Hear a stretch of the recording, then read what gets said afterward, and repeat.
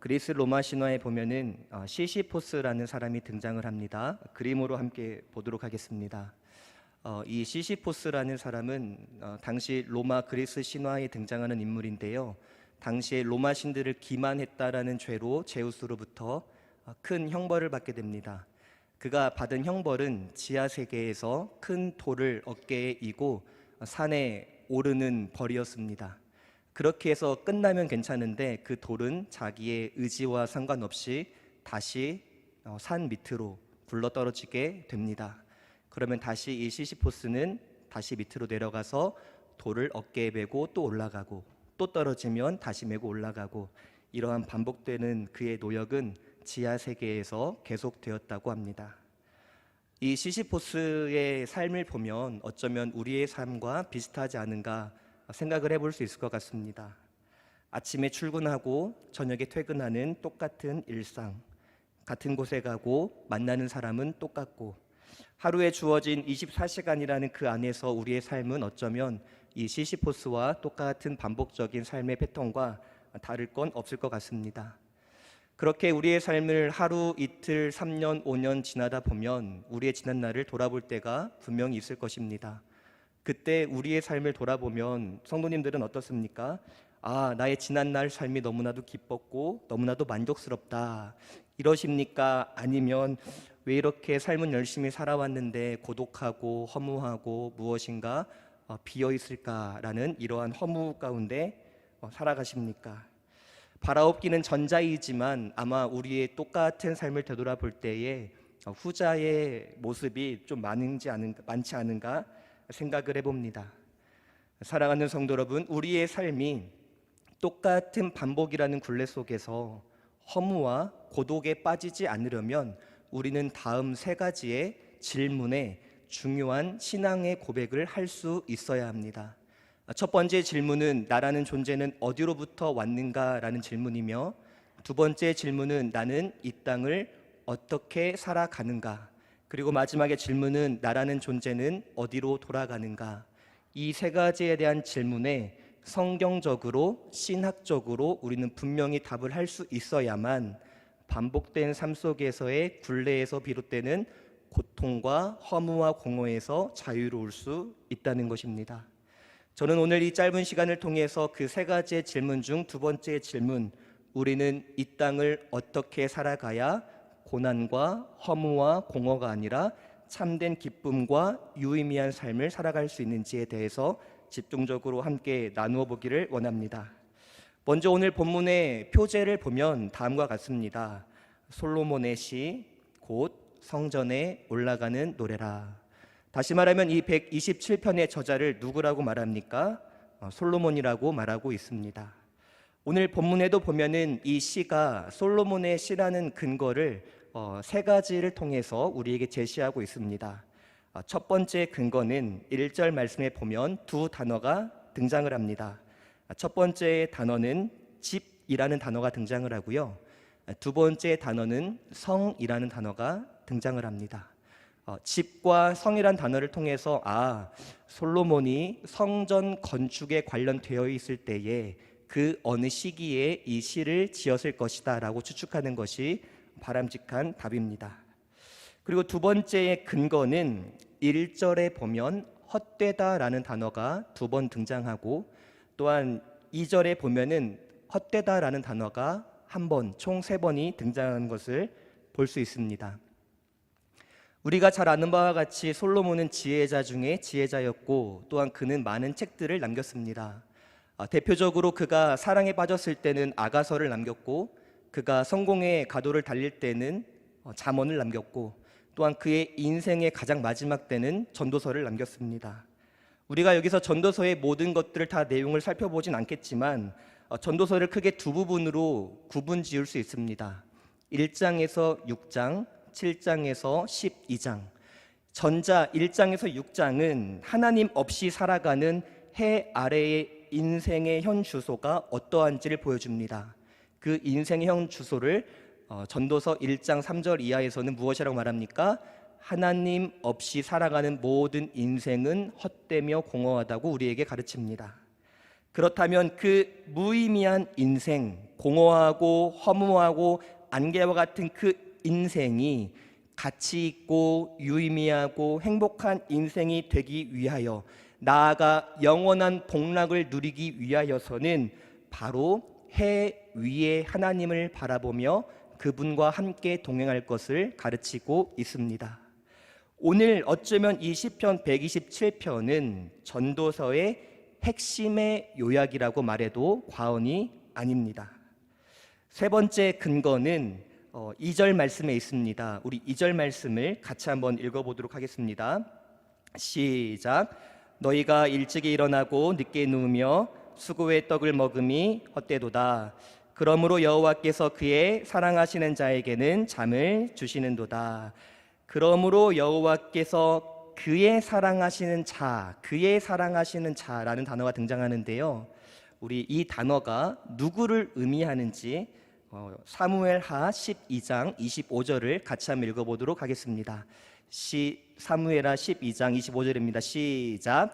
예언자 나단을 보내셔서 주님께서 사랑하신다는 뜻으로 그의 이름을 여디디야라고 부르게 하셨다. 여디디야는 누구를 말합니까? 솔로몬을 말합니다. 그러니까 짓과 성전이라는 단어, 헛되다라는 신학적인 단어, 그리고 그의 사랑하시는 자라는 이 단어를 통해서 이 시가 확실히 솔로몬의 시구나라는 것을 알 수 있습니다. 제가 왜 솔로몬의 시임을 강조하는 이유가 무엇이냐면, 앞서도 말씀드렸다시피 솔로몬은 인생의 성공을 누구보다 달렸던 사람 중에 사람입니다. 그런데 그가 인생의 성공의 비결을 오늘 우리에게 정확하게 제시하고 있다는 것입니다. 그렇다면 그 근거가 무엇인지, 그 내용이 무엇인지 우리 말씀을 통해 함께 살펴보도록 하겠습니다. 우리 먼저 본문 1절을 같이 읽겠습니다. 본문 1절입니다. 시작. 여호와께서 집을 세우지 아니하시면 세우는 자의 수고가 헛되며 여호와께서 성을 지키지 아니하시면 파수꾼의 깨어 있음이 헛되도다.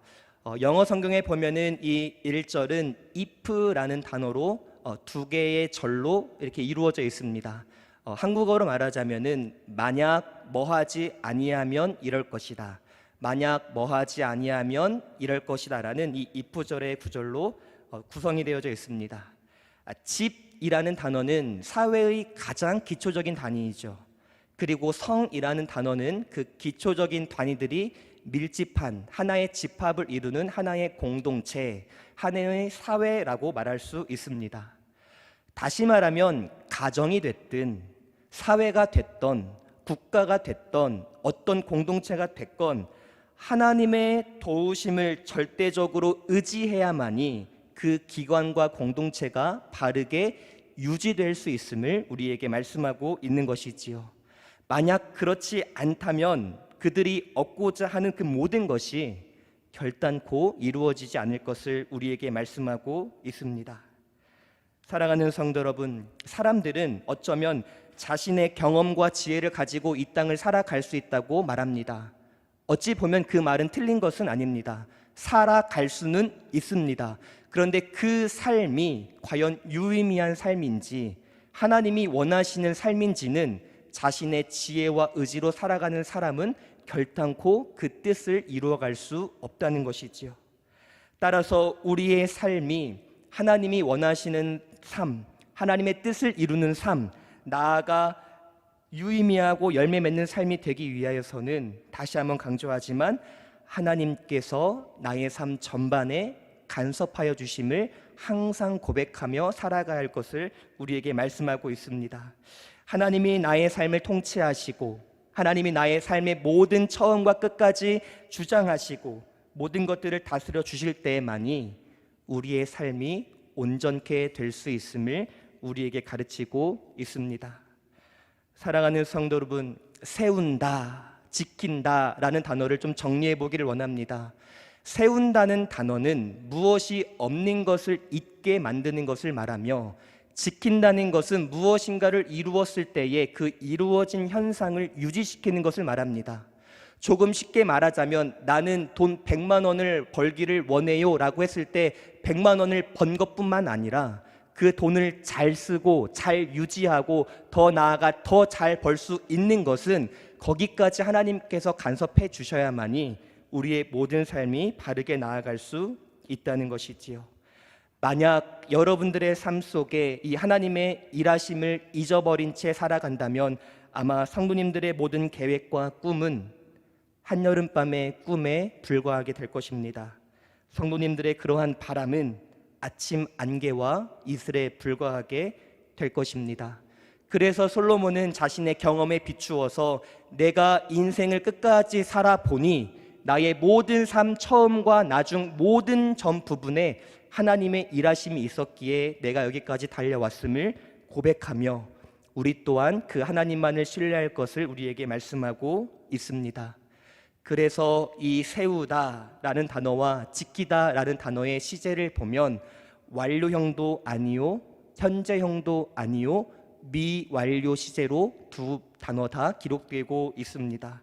즉 지금뿐만 아니라 우리의 숨이 다하는 그 날까지 하나님의 일하심, 하나님의 간섭하심을 끝까지 신뢰하며 고백하며 나아갈 것을 우리에게 말씀하고 있는 것이지요. 이렇게 해서 끝내도 괜찮은데 솔로몬은 한 번 더 하나님을 의지하지 않는 삶의 헛됨이 얼마나 처참한지를 2절을 통해서 우리에게 다시 한번 소개하고 있습니다. 우리 2절 말씀 상반절만 같이 한번 읽어보도록 하겠습니다. 시작. 너희가 일찍이 일어나고 늦게 누우며 수고의 떡을 먹음이 헛되도다. 수고의 떡, 열심으로 일하여 얻는 결과물을 말합니다. 그런데 2절의 영어 성경과 히브리어 원어를 보면요, 1절에서는 만약 뭐하지 않으면 헛되다, 즉 헛되다라는 말이 마지막에 등장을 했는데요, 2절에서는 헛되다라는 단어가 2절에 가장 먼저 등장을 합니다. 다시 말해서 이 하나님의 일하심과 하나님의 간섭하심이 나의 삶에 얼마나 중요한 부분을 차지하고 있는지를 솔로몬은 이 두 절을 할애하여서 또한 이 문장의 위치와 배열을 통해서 우리에게 각인시키고자 했던 이 노력을 우리는 결코 잊어서는 안 될 것입니다. 만약 우리가 이 하나님의 일하심과 하나님의 함께하심, 하나님의 역사와 통치를 신뢰한다면 그 인생에게는 어떤 복이 있을까요? 우리 2절 하반절을 같이 읽도록 하겠습니다. 시작. 그러므로 여호와께서 그의 사랑하시는 자에게는 잠을 주시는도다. 아멘. 사랑하시는 자, 하나님이 사랑하는 자를 말합니다. 하나님이 누구를 사랑하실까요? 앞에서 이미 다 말씀드렸습니다. 나의 삶에는 하나님의 도움이 없이는 안 되는구나 라는 이 믿음을 소유한 자를 말합니다. 이 믿음을 소유한 자는 인생을 살아가면서 혼자 살아가는 것이 아니라 믿음을 통하여 주님과 연합하여 살아가기를 애쓰는 자를 말합니다. 그러한 자들에게 하나님께서 어떠한 복을 주신다고 말씀하십니까? 잠을 주신다고 말씀하십니다. 한번 생각해 볼까요? 믿지 않는 자와 믿는 자의 일하는 특징을 한번 살펴보면 좋을 것 같습니다. 믿지 않는 자들은 오늘 내가 주어진 일이 이만큼이고 내가 계획했던 결과가 이만큼이었는데 그것을 이루지 못하면 그의 마음엔 어떻습니까? 답답합니다. 짜증이 납니다. 불안합니다. 그래서 24시간을 초과해서 목표가 달성될 때까지 자신을 학대하는 것이 오늘날 사람들의 특징이지요. 그런데 하나님의 일하심, 하나님의 함께하심, 하나님의 통치를 믿는 자들은 비록 나의 계획과 나의 목표가 오늘 하루 다 달성되지 않았다 할지라도 이 나머지는 내가 하는 것이 아니라 내일 나의 삶을 통해 누가 일하신다? 하나님이 일하심을 믿고 뭐 합니까? 잠자리에 들게 되는 것이지요. 그러니까 이 믿는 자에게 잠이라는 것은 무엇입니까? 내적인 평안, 내적인 평강, 참된 안식을 소개하는 것입니다. 다시 정리를 하자면 하나님을 신뢰하고 하나님의 통치, 하나님의 일하심을 믿는 자에게 주시는 것은 불안과 염려와 걱정 가운데서도 참된 평안과 안식을 주신다는 것을 우리가 꼭 기억하면 발생할 것 같아라는 인간의 경험과 지시로부터 발생하는 그 어떠한 근거를 가지고 우리의 삶 하루하루를 계획하지 말고 하나님의 일하심을 나의 계획의 중심에 놓고 우리의 모든 삶을 이루어 나아가야 함을 우리에게 말씀하고 있습니다. 이 1절과 2절에 등장하는 하나님을 우리가 어떻게 소개할 수 있을까요? 이 구절에서 등장하는 하나님의 성품과 하나님의 속성, 나아가 하나님의 사역을 우리가 한 단어로 어떻게 정의할 수 있을까요?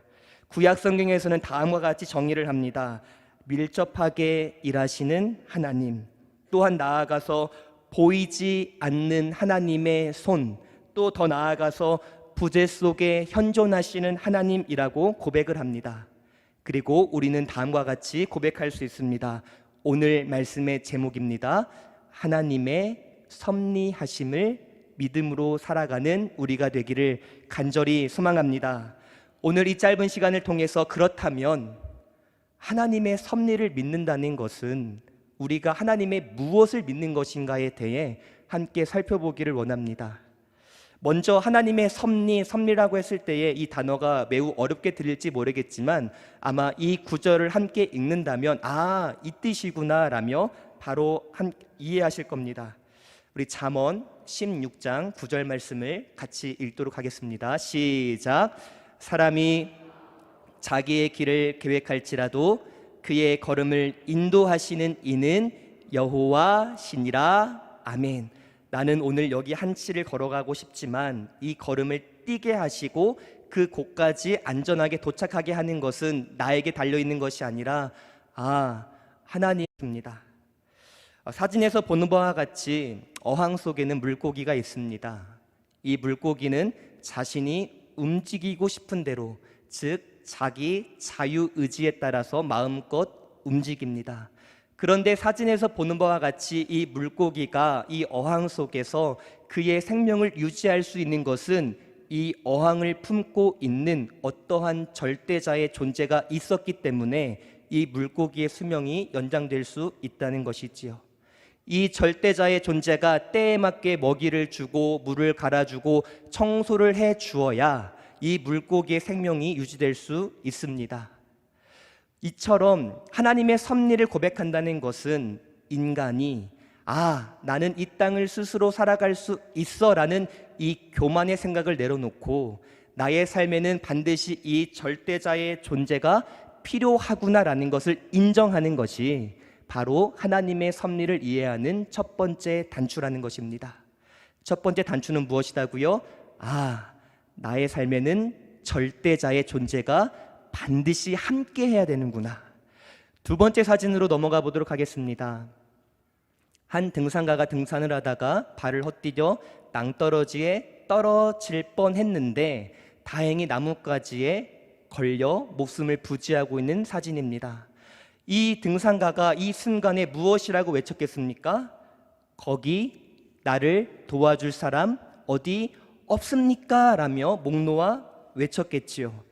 이 등산가의 외침 속에서 우리는 두 가지의 사실을 발견할 수 있습니다. 누구 없습니까? 지금 누구를 찾고 있는 거지요? 나를 도와줄 절대자의 존재를 찾고 있는 겁니다. 두 번째, 누구 없나요가 아니라 어떤 사람을 찾고 있는 거죠? 나를 도와줄 의향이 있고 도와줄 수 있는 그 힘을 소유한 자를 찾고 있다는 거죠. 즉 그 절대자의 존재가 지금 이 순간 나의 삶에 개입해서 나의 삶 가운데 찾아와서 도와줄 수 있는 의향이 있고 그러한 힘이 있는지에 대해서 묻고 있는 겁니다. 첫 번째 어항 속의 그림에서는 절대자의 존재를 의미했다면 이 사진은 그 절대자의 존재가 과연 인격적인 신인가를 고백하는 것, 이 두 가지를 고백하는 것이 하나님의 섭리를 고백하는 바람직한 내용이라는 것이지요. 사랑하는 성도 여러분, 여기서 기독교의 참된 신관이 무엇인지를 우리가 함께 좀 정의해 보고자 합니다. 신의 존재를 증명하고 믿는 사람들이 굉장히 많은데요. 대표적으로 세 가지로 구분해 볼 수 있습니다. 신은 있다, 즉 우리는 이 사람을 유신론이라고 합니다. 그리고 신은 없다라고 말하는 사람을 무신론이라고 말합니다. 그리고 신의 존재에 대해서 알 수 없다라고 하는 사람들을 우리는 불가지론이라고 말합니다. 그런데 신이 있다라고 말하는 이 유신론이 두 가지로 다시 나뉘는데요. 이 신이 과연 인간의 삶과 어떠한 관계를 가지고 있는지에 따라서 인격적이냐 비인격적이냐로 나뉘어지게 됩니다. 그래서 이 인격적이다, 신은 존재하고 그 신이 인격적으로 존재하며 그 신이 단 한 사람이다라고 하면은 그것이 다시 어떻게 갑니까? 유일신론으로 가게 되는 것이지요. 사랑하는 성도 여러분, 따라서 우리 기독교가 믿는 바른 신과는 유일신론, 인격적인 유일하신 참 하나님을 믿는 이 고백이 우리의 바른 신관입니다. 사랑하는 성도, 이 내용을 우리가 참 많이 알고 고백하지만 과연 내가 그 전능자, 그 초월자, 그 절대자 하나님이 과연 나의 삶 속에 얼마나 밀접하게 관계되어 있는지, 그리고 나는 그분을 얼마나 기억하고 떠올리며 그분과 얼마나 동행하며 민감하게 반응하고 살아가고 있는지를 한번 스스로에게 생각해 보라며 솔로몬은 우리에게 이 하나님의 섭리에 대한 교리를 가르쳐주고 있다는 것입니다.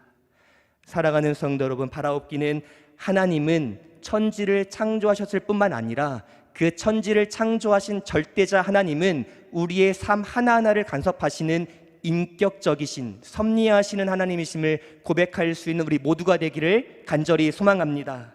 그래서 하나님의 섭리를 우리는 다음과 같이 정의할 수 있을 것 같습니다. 조금은 길지만 우리 중요한 부분이기 때문에 우리 같이 한번 읽어보도록 하겠습니다. 함께 읽겠습니다. 시작. 만물의 위대한 창조주이신 하나님은 모든 지혜와 거룩한 섭리로 모든 피조물과 그들의 행동들과 형편들을 보존하시고 인도하시고 통치하신다. 가장 큰 것들로부터 심지어 가장 작은 것들까지도 그리하시며 그분의 무오한 예지와 그분 자신의 의지의 자유와 불변의 계획에 따라 행하신다. 그래서 그분의 지혜, 권능, 정의, 선함, 그리고 자비의 영광을 찬양하도록 하신다. 이 고백이 우리의 고백이 되기를 간절히 소망합니다. 이 구절에 보면 모든 피조물의 행동, 모든 형편을 보존하시고 다스리신다. 가장 큰 것들뿐만 아니라 가장 미세한 작은 것들까지 모든 것들을 총망라하여서 우리의 삶에 개입하고 계신다. 왜 개입하신다고 말합니까? 단지 우리의 잘됨을 위해서 그것이 아니라 하나님의 자신의 영광을 드러내기 위해서 그렇게 하신다. 다시 말하면 자신의 영광을 드러내기 위해서 하시는 그 모든 예지와 계획과 모든 예정이 변함이 있을까요? 없을까요? 불변하다는 것을 우리에게 말씀하고 있습니다. 사랑하는 성도 여러분, 저는 하나님께서 성도님들 가운데 가지고 계신 뜻이 무엇인지 다 알 수는 없지만 확실한 것은 각각 여러분들을 향한 하나님의 지극히 무오하신 뜻하심이 있는 줄 저는 확신합니다. 그리고 그 뜻하심을 반드시 행하시고 이루시고 그 결과가 반드시 선하다라는 것을 저는 성경과 주님의 말씀을 통하여 확신할 수 있습니다. 그 하나님의 놀라우신 섭리와 그 주권을 항상 고백하며 살아갈 수 있는 우리 모두가 되기를 간절히 소망합니다. 구약 성경, 신약 성경을 통틀어서 이 하나님의 일하심, 하나님의 섭리를 다양하게 소개하고 있는데요. 우리 몇 가지 구절을 함께 읽어보기를 원합니다. 창세기 28장 15절입니다. 우리 함께 읽겠습니다. 시작. 내가 너와 함께 있어 내가 어디로 가든지 너를 지키며 너를 이끌어 이 땅으로 돌아오게 할지라. 내가 내게 허락한 것을 다 이루기까지 너를 떠나지 아니하리라 하신지라. 이때의 말씀이 오늘 우리의 말씀이 되기를 간절히 소망합니다. 시편 57편 2절입니다. 함께 읽겠습니다. 시작. 내가 지존하신 하나님께 부르짖으며 곧 나를 위하여 모든 것을 이루시는 하나님께로다. 아멘. 어떤 일을 겪고 계시는지 모르겠지만 그 강도가 얼마나 크신지는 모르겠지만 내가 지존하신 하나님께 부르짖을 때에 그 하나님의 일하심에 근거하여서 신뢰하여서 부르짖을 때에 반드시 하나님은 나를 위하여 모든 것을 이루실 줄 믿습니다. 아니요, 이루십니다. 그렇게 믿을 수 있는 우리 모두가 되기를 간절히 소망합니다. 신약 성경에도 우리 주 예수 그리스도께서 지금 이 사역을 하고 계심을 우리에게 강조하고 있습니다. 히브리서 1장 1절에서 3절입니다. 같이 읽겠습니다. 옛적에 선지자들을 통하여 여러 부분과 여러 모양으로 우리 조상들에게 말씀하신 하나님이 이 모든 날 마지막에는 아들을 통하여 우리에게 말씀하셨으니 이 아들을 만유의 상속자로 세우시고 또 그로 말미암아 모든 세계를 지으셨느니라. 창조의 사역이 지금 누구의 사역이라고 말씀하고 계십니까? 삼위일체 하나님의 공역, 즉 함께 하신 사역임을 우리에게 말씀하고 있지요. 그리고 우리 2절 계속해서 읽겠습니다. 이는 시작. 이는 하나님의 영광의 광채시요 그 본체의 형상이시라. 그의 능력으로 말씀으로 만물을 뭐 하신다고요? 붙드시고 계십니다. 누가요? 주님께서요. 그 만물 가운데에 가장 고상한 가장 귀한 피조물이 누구입니까? 우리 아니겠습니까? 누가 우리를 붙드신다고요? 주님께서 붙드십니다. 또 주님은 어떤 일을 하시느냐? 계속 읽겠습니다. 죄를 정결하게 하는 일을 하시고 높은 곳에 계신 지극히신 이의 우편에 앉으셨느니라. 앉았다 뭐 하는 겁니까? 통치하신다, 다스리신다라는 것을 우리에게 말씀합니다. 사랑하는 성도 여러분, 우리 주님은 2000년 전에 십자가에서 그 십자가의 사역으로 그 사역이 끝난 것이 아니라 지금도 계속해서 그 사역이 지속되고 있음을 기억하시기 바랍니다. 우리는 그 사역을 섭리 사역이라고 말하며 그 섭리의 방편으로 모든 것들을 붙드시고 모든 것들을 보존하시며 모든 것들을 통치하시는 것으로 드러난다는 것을 꼭 기억하시기를 소망합니다. 이 사실을 고백할 때에 우리는 이 비정상적인 피조물과 위험천만한 사람들 속에서 살아갈 때에 우리는 확신과 믿음과 평안으로 살아갈 수 있음을 꼭 기억할 수 있기를 소망합니다. 만약 하나님께서 찰나의 순간이라도 나의 삶을 붙들지 아니하신다면 우리의 삶은 다시 혼돈과 공허로 빠지게 될 것입니다. 지금 나의 삶이 이렇게 유지될 수 있는 것은 바로 하나님의 붙드심, 하나님의 섭리하심이 있기 때문임을 꼭 기억하기를 소망합니다. 그래서 누가는 사도행전에서 우리가 어떻게 살아가야 하는지를 말씀하고 있습니다. 우리 사도행전 17장 28절을 우리 새 번역 버전으로 같이 한번 읽어보겠습니다. 시작. 우리는 하나님 안에서 살고 하나님 안에서 움직이고 하나님 안에서 존재하고 있음을 꼭 기억할 수 있기를 소망합니다. 제가 말씀 서두에 질문드렸던 세 가지, 우리의 삶이 혼돈과 공허로 빠지지 않으려면 세 가지 질문을 꼭 신앙의 고백으로 대답해야 한다고 말씀드렸습니다. 나는 어디로부터 왔는가? 나는 어떻게 살아가야 하는가? 나는 어디로 돌아가야 하는가? 그 두 번째에 대한 질문을 누가의 이 말씀을 통해서 빌리자면 나는 어떻게 살아가야 합니까? 하나님 안에서 살아가야 합니다. 하나님 안에서 움직일 때에 우리의 삶이 참된 복됨을 기억할 수 있기를 간절히 소망합니다. 그렇다면 우리가 이 땅을 살아갈 때에 무엇을 하며 살아가야 될까요? 시편 77편 11절 12절에서는 우리가 해야 될 일을 이렇게 정리합니다. 우리 같이 한번 읽겠습니다. 시작. 곧 여호와의 일들을 기억하며 주께서 옛적에 행하신 기이한 일을 기억하리이다. 또 주의 모든 일을 작은 소리로 읊조리며 주의 행사를 낮은 소리로 되뇌이리이다. 아멘. 우리가 이 땅을 살아가야 할 때 어떻게 살아가야 합니까? 기억하며 살아가는 겁니다. 읊조리며 살아가는 겁니다. 다시 말하면 하나님의 일하심과 하나님의 사역과 하나님의 성품과 하나님의 속성과 또한 하나님의 어떠하심이 성경에 드러난 그 계시의 말씀을 따라서 날마다 고백하고 읊조리며 살아가야 함을 우리에게 말씀하고 있습니다. 사랑하는 성도 여러분, 저는 한 가지 확신할 수 있습니다. 성도님들의 삶이 그동안 어떤 삶을 지나왔는지 한번 차분히 시간을 가지고 자리에 앉으셔서 한번 적어 보셨으면 좋겠습니다. 그렇다면 그 여러분들의 이야기는 이 세상의 어떠한 이야기보다 가장 아름다운 한 편의 이야기가 될 줄 저는 확신합니다. 하나님의 섭리를 이렇게 묵상하면 묵상할수록, 기억하고 되뇌일수록 우리에게 찾아오는 다양한 유익들이 있습니다. 어떠한 유익들이 있을까요? 5가지가 있는데요. 간단히 좀 소개해드리겠습니다. 첫 번째, 하나님과의 인격적인 교제의 깊이가 더 깊어지게 됩니다. 당연한 것 아닐까요? 하나님, 내가 내일 이렇게 살아가야 되는데 나의 힘으로 살아갈 수 없고 하나님이 도와주시고 함께해 주셔야 합니다. 하나님이 섭리하시고 통치하시고 보존하셔야 됩니다라는 이 묵상이 계속될 때마다 우리는 누구와 더 가까워지게 됩니까? 하나님과 더 가까워지는 그 연합이 더욱더 단단하게 결속되어지는 것을 우리가 반드시 경험하게 될 것입니다. 또한 두 번째, 우리의 타락한 본성은 자꾸만 하나님이 살아계시지 않고, 그러니까 너희 스스로 너의 삶을 살아가라는 그러한 유혹을 자꾸만 끄집어냅니다.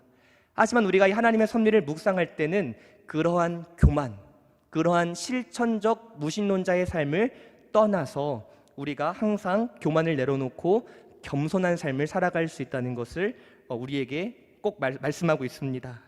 세 번째, 우리가 이 하나님의 섭리를 고백하고 되뇌일 때 찾아오는 유익은 우리의 삶에 혼돈과 공허나 불안이 아니라 잔잔한 바다와 같이 우리의 삶에 내적인 고요함이 있다는 것입니다.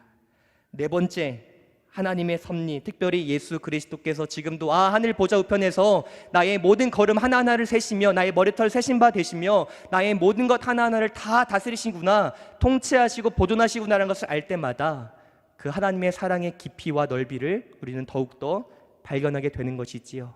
그리고 마지막, 그렇게 되면 우리의 삶에는 불평, 불만이 아니라 그 모든 의심의 안개가 아니라 오직 찬양과 오직 감사만이 가득하게 되는 유익이 우리에게 찾아오게 될 것입니다. 하나님을 깊이 알아가고 하나님께 가까이 가는 방법이 다양하겠지만 그 중에 대표적인 방법은 이 하나님의 섭리하시는 사역을 묵상하는 것이다 라는 것을 꼭 기억할 수 있는 우리가 되기를 다시 한번 간절히 소망합니다. 솔로몬이 이렇게 1절과 2절 말씀을 통해 우리의 삶이 헛되지 않으려면 하나님의 섭리하심을 반드시 고백하며 신뢰하며 기억하며 읊조리며 나아갈 것을 말씀하고 있습니다. 그렇게 살아갈 때에 우리에게 찾아오는 두 번째의 복이 있는데요. 첫 번째의 복은 잠이라고 말씀을 드렸죠. 두 번째의 복은 우리 3절 말씀을 같이 한번 읽어보도록 하겠습니다. 3절입니다. 시작. 보라, 자식들은 여호와의 기업이요 태의 열매는 그의 상급이로다. 그러니까 두 번째의 복은 자녀의 복인데요. 이 자녀의 복을 이해하기 위해서는 오늘날 관점으로 이해하는 것이 아니라 이 구약시대 때의 관점으로 복을 이해할 필요가 있습니다. 그러니까 일단 자녀를 지금 어떻게 표현을 하고 있냐면 4절에 보면 이렇게 표현을 하고 있죠. 젊은 자의 자식은 장사의 수중에 뭐와 같다? 화살과 같다고 말합니다. 화살과 같다라고 말씀을 하고 있죠. 자, 화살을 언제 씁니까? 주로 동물을 잡거나 할 때 쓰지만 이 당시 때는 이제 전쟁을 할 때 주로 썼던 무기 중에 하나가 화살이었습니다. 자, 그러니까 이 자녀가 무엇이라고 표현되고 있는 것이죠? 화살로 표현되고 있고 이 화살은 전쟁을 표상하고 있다는 것이죠. 자, 그리고 우리 5절 말씀도 같이 읽어보겠습니다. 시작. 이것이 그의 화살통에 가득한 자는 복되도다. 그들이 성문에서 그들의 원수와 담판할 때에 수치를 당하지 아니하리로다. 그러니까 자식은 장사의 화살, 즉 중요한 무기로 표현이 되는데 이 무기가 어디에도 표상이 되어야 되냐면 5절에 성문에도 표상이 되어야 됩니다. 그러니까 성문이라고 할 때 이 성문은 주로 어떤 곳이었냐면 적들의 공격이 집중되는 곳이었죠. 그리고 두 번째는 이 당시의 성문은 어떤 곳이었느냐, 어떠한 종교적이든 어떠한 법적이든 어떠한 문제가 있었을 때에 재판이 이루어지는 곳이 바로 이 성문이었습니다. 그러니까 한번 생각을 해보십시오. 만약에 자녀가 없는 늙은 부부가 어떠한 원치 않는 이런 소송에 걸려서 재판을 받는다고 생각을 해봅시다. 자녀가 없으면 그 부모를 변호해 줄 사람이 없겠죠. 그런데 이 자녀를 통해서 이 부모는 변론을 받고 그 수치와 그 모든 억울함 속에서 구원을 받게 되는 것이지요. 그로 말미암아서 이 부모는 수치를 당하지 아니하고 그의 삶을 계속해서 영위해 나갈 수 있음을 우리에게 말씀하고 있는 겁니다. 그러니까 이 당시의 자녀는 곧 부모의 생명 연장의 중요한 하나의 키워드가 되는 것이죠. 오늘날로 말하면 우리에게 어떤 복으로 이해하면 좋을까요? 사실 한 단어로 정의할 수는 없겠지만 이렇게 정의하면 좋겠습니다. 우리가 하나님의 섭리, 하나님의 일하심을 신뢰하고 살아갈 때에 우리에게 주시는 복은 실족하지 않게 하신다는 겁니다. 제가 이러한 결론을 도출할 수 있는 이유는 무엇이었냐면, 우리는 지금 127편 한 편을 살펴보고 있지만 우리는 지금 전체 어떠한 모음집에서 이 구절을 살펴보고 있는 것이지요? 성전에 올라가는 노래라는 모음집을 살펴보고 있는데요, 우리가 앞에서 1절에 살펴보았던 지키다라는 단어가 우리 이전에 엄청 반복됐던 시편이 있었습니다. 어디였냐면 시편 121편입니다. 내가 산을 향하여 눈을 들리라. 나의 도움이 어디서 올까? 나의 도움은 천지를 지으신 여호와께서로다. 3절, 여호와께서 너를 실족하지 아니하게 하시며 너를 지키신다. 4절, 이스라엘을 지키시는 이는 졸지 아니하신다. 5절, 여호와는 너를 지키시는 이시라. 7절, 여호와께서 너를 지켜 모든 환난을 면하게 하시며 또 내 영혼을 지키시리로다. 8절, 여호와께서 너의 출입을 지금부터 영원까지 지키시리로다. 진짜 우리에게 주시는 복은 무엇이냐면, 그 나라에 가기까지 우리를 절대 놓지 아니하시는, 우리를 끝까지 견인하시고 우리를 끝까지 그 나라로 인도하시는, 우리를 실족하게 하지 아니하시는 그 하나님의 복이 있음을 신뢰할 수 있는 우리 모두가 되기를 간절히 소망합니다. 말씀을 정리하도록 하겠습니다.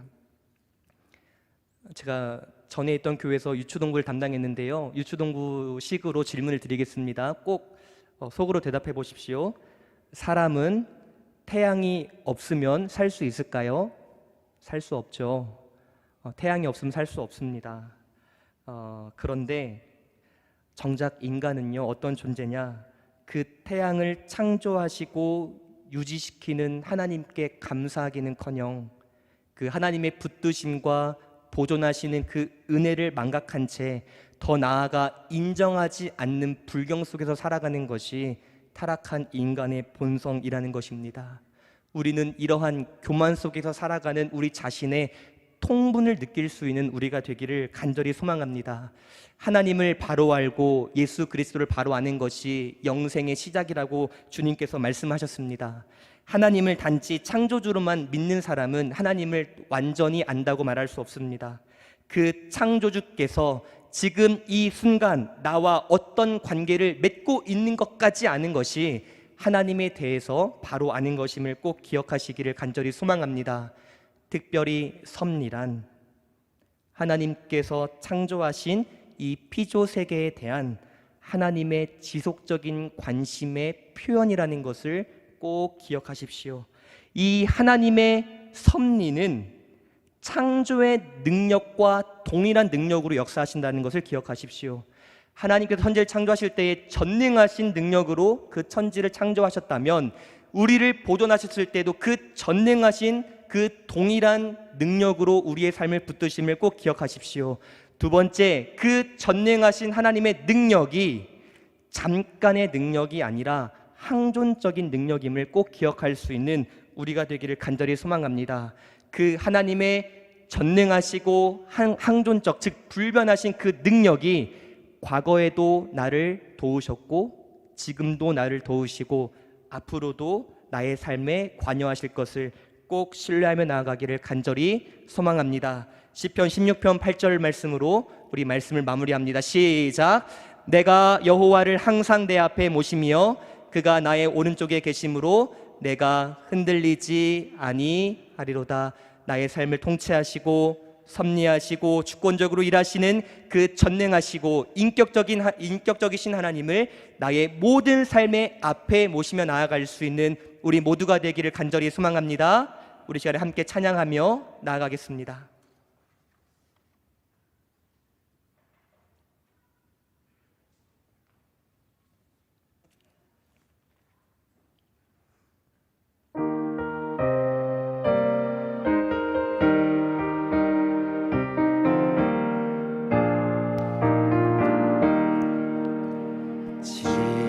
지금까지 지내온 것 주의 크신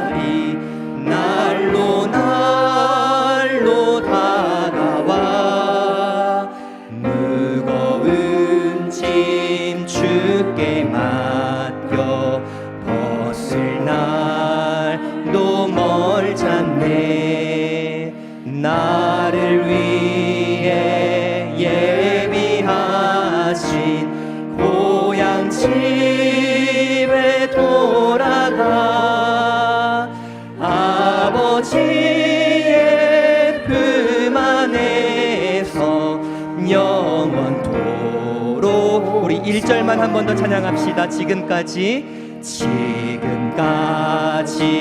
지내온 것 주의 크신 은혜라. 한이 없는 주의 사랑 어찌 이루 말하랴. 자나깨나 주의 손이 항상 살펴주시고 모든 일을 주 안에서 형통하게 하시네.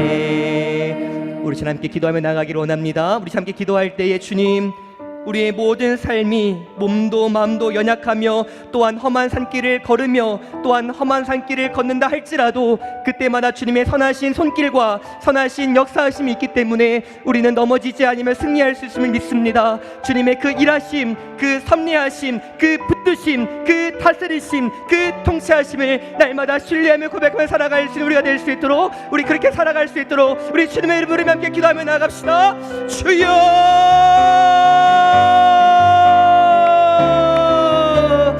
하나님 아버지, 진심으로 감사합니다. 지금까지 걸어온 우리의 모든 삶에 돌아볼 때마다 내가 여기까지 걸어온 것이 나의 힘과 나의 능력과 나의 경험과 나의 지식으로 걸어온 것이 아니라 오직 하나님의 능력과 하나님의 일하심으로 걸어왔음을 우리가 고백함을 다시 한번 고백합니다. 하나님 또한 우리가 앞으로 살아갈 때에 나의 힘과 나의 능력과 나의 지혜와 경험으로 걸어가는 것이 아니라 나의 삶을 인도하시고 나의 삶을 다스리시는 전능하시고 인격적이신 그 섭리하시는 하나님을 날마다 고백하며 살아갈 수 있는 우리 모든 성도들 될 수 있도록 하나님 붙잡아 주시옵소서. 그 하나님의 보이지 않는 선한 손길, 그 선한 손길로 말미암아 펼쳐지는 참된 평안과 샬롬의 은혜, 그 안식, 그 메누아의 은혜가 우리의 삶에 가득하기를 간절히 소망합니다. 그 하나님의 놀라우심을 날마다 기억하며 날마다 읊조리며 날마다 고백하며 나아갈 수 있는 우리 모든 성도들의 삶이 될 수 있도록 하나님 붙잡아 주시옵소서. 하나님 또한 우리가 모든 삶을 살아가면서 특별히 무엇인가를 계획하고 무엇인가를 꿈을 꾸며 무엇인가를 앞서 행할 때에 그 무엇보다 나를 창조하시고 나를 지으시고 나의 모든 삶을 통치하시는 그 섭리하신 하나님을 날마다 항상 내 앞에 모시고 나아갈 수 있는 우리 모든 성도들의 삶이 될 수 있도록 하나님 붙잡아 주시옵소서. 이 삶을 통하여서 이 신앙과 이 고백과 이 믿음의 삶을 통하여서 하나님과의 교제의 관계가 더 깊어지고 하나님과의 연합이 더욱더 끈끈해지고 결속력이 있을 수 있도록 하나님 붙잡아 주시옵소서. 하나님의 사랑과 예수 그리스도의 사랑의 깊이와 넓이를 알아가게 붙잡아 주시고 날마다 우리의 삶이 불안과 염려와 걱정과 근심이 아니라 날마다 감사와 찬양과 신앙의 고백과 날마다 복음 전파로 나아갈 수 있는 우리 모든 성도들의 삶이 될 수 있도록 하나님 붙잡아 주시옵소서. 혹여라도 우리의 삶 가운데 어떤 어려움이 있다면 또한 어떠한 문제가 있고 어떤 슬픔이 있다면 하나님을 붙잡아 주시고 하나님의 일하심을 고백하며 나아갈 수 있는 우리 모든 성도들의 삶이 될 수 있도록 아버지께서 함께하여 주시옵소서. 하나님 아버지 감사합니다.